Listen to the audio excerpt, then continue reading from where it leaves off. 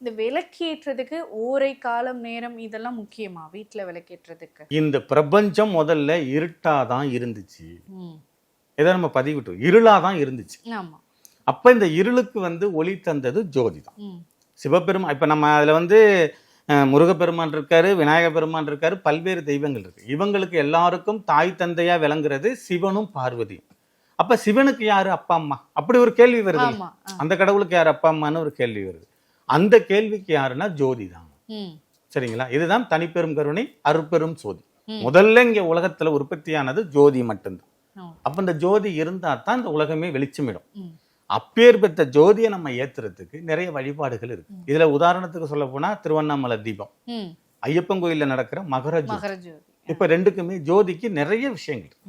அந்த ஜோதியை நீங்க ஏத்துறதுக்கு கால நேரங்கள் அவசியம். அந்த கால நேரம் பார்த்து, அதுக்கான நேரங்கள் பார்த்து, அதுக்கான திசைகள் பார்த்து நீங்க ஏற்றி வழிபாடு பண்ணும் பொழுது அதுக்கான பிரதிபலனை அளவற்று நீங்க அனுபவிக்கலாம். சம்பந்தமே இல்லாத நேரங்களில் நீங்க ஏத்துனீங்கன்னா உங்களுக்கு பலன் இல்லாம போகாது, அளவுகோலா மாறும். உண்மையாக எந்த நேரத்துல விளக்கு? 3 மணி 20 நிமிஷம். 3 மணி 20, அதிகாலை 3 மணி 20 நிமிஷம் நீங்க தீபம் ஏத்துறது நல்லது. சாயந்தர நேரம் 5லிருந்து 6 மணி, இல்ல சூரியன் அஸ்தமான ஆனத்துக்கு பிறகு.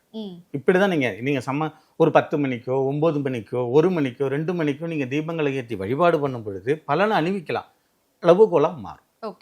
எந்த திசையில விளக்கு வைக்கணும்? கிழக்கு திசை தான். கிழக்கு பக்கம். சோதிக்கு திசை கிடையாது. அது எந்த திசையை பார்த்துனாலும் நம்ம எரியுதுன்னு பண்ண முடியாது. ஆனா நீங்க கிழக்கு பார்த்து தீபங்களை வச்சு, அந்த முகம் நம்ம திரி போடுறோம் இல்லையா, அது கிழக்கு பார்த்து இருக்கிறது நல்லது.